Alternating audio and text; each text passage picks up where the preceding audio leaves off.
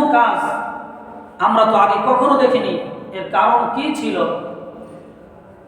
আল্লাহ রাসূল সাল্লাল্লাহু আলাইহি ওয়াসাল্লাম সাহাবীদেরকে বললেন, হে আমার সাহাবীরা, আমি যখন জুমার মিম্বারে পা দিতেছিলাম তখন জিবরিল আমিন আমার কাছে আসলেন।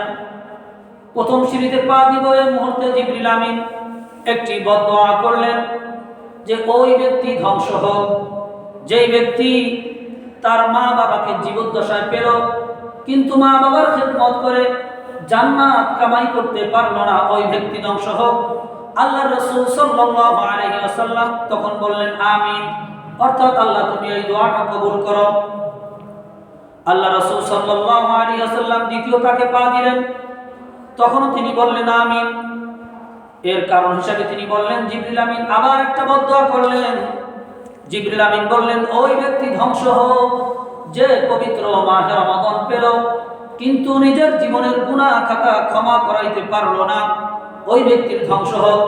আল্লাহ রাসূল বললেন আমিন, অর্থাৎ আল্লাহ তুমি এই দোয়াটাও কবুল করো। তৃতীয় সিঁড়িতে পা দিয়ে আল্লাহ রাসূল বললেন আমিন। জিবরিল আমিন তখন একটি বদদোয়া করলেন, ওই ব্যক্তি ধ্বংস হোক যে ব্যক্তির সামনে আপনি রাসূল সাল্লাল্লাহু আলাইহি ওয়াসাল্লামের নাম নেওয়া হবে কিন্তু ওই ব্যক্তি আপনার উপর দুরূদ পাঠ করলো না, ওই ব্যক্তিও ধ্বংস হোক। আমি বললাম আমিন।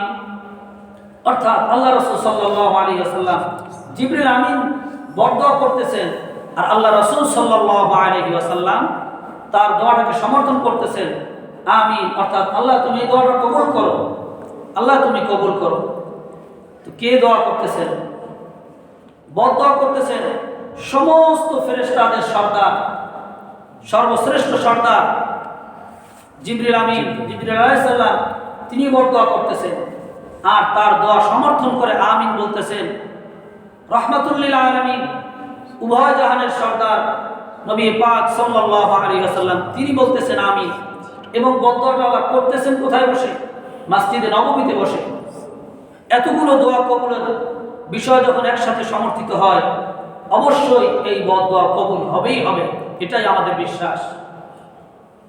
আল্লাহ রাসূল জিবরিল আমিন বদদোয়া করলেন, আল্লাহ রাসূল আমিন বললেন যে ওই ব্যক্তি ধ্বংস হোক যে মাহে রমাদান পেল কিন্তু নিজের গুনাহ ক্ষমা করাইতে পারলো না।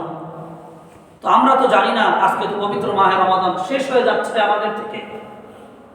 আল্লাহ রাব্বুল আলামিন দিয়েছিলেন আমাদেরকে এক মহান নিয়ামত।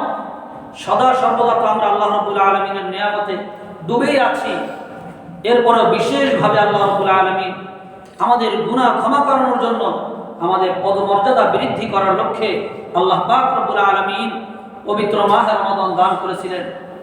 আফসোসের বিষয় হলো আমি কি পরিমাণ নেকি করতে পারলাম আর আমার গুনাহ আমি কি পরিমাণ করলাম, আমার গুনাহ খাতা কি পরিমাণ ক্ষমা করাইতে পারলাম, এটা হলো দেখার বিষয়। যদি আমার গুনাহ খাতা আমি ক্ষমা করাইতে না পারি তাহলে আমার জন্য আফসোস পরিতাপ ছাড়া কিছুই না। কারণ আল্লাহ রাসূল সাল্লাল্লাহু আলাইহি ওয়াসাল্লামের বদদোয়া দোয়া এগুলো কবুল হবেই হয়। আপনারা সকলেই জানেন আল্লাহ রাসূল সাল্লাল্লাহু আলাইহি ওয়াসাল্লামের একজন প্রিয় সাহাবী হযরতে আবু হুরায়রা রাদিয়াল্লাহু তাআলা আনহু, তিনি যখন ইসলাম গ্রহণ করছিলেন প্রাথমিক পর্যায়ে তার মা ইসলাম গ্রহণ করেননি। তিনি যখন ইসলাম গ্রহণ করে বাসায় গেলেন তার মা তার সাথে খুব বাজে ব্যবহার করলো, তাকে বকাঝকা করলো, বিভিন্ন ধরনের অশ্লীল ভাষা ব্যবহার করলো, গালিগালাজ করলো। তুমি কেন তোমার বাপ দাদার ধর্মকে ত্যাগ করলা? তাকে বিভিন্ন ধরনের বকাঝকা করলো। হযরত আবু হুরায়রা রাদিয়াল্লাহু তাআলা আনহু মনক্ষুণ্ণ হয়ে বিষণ্ণ মন নিয়ে আল্লাহ রাসূল সাল্লাল্লাহু আলাইহি ওয়াসাল্লামের দরবারে গেলেন। আল্লাহ রাসূল জিজ্ঞেস করলেন, আবু হুরায়রা তোমার মন খারাপ কেন?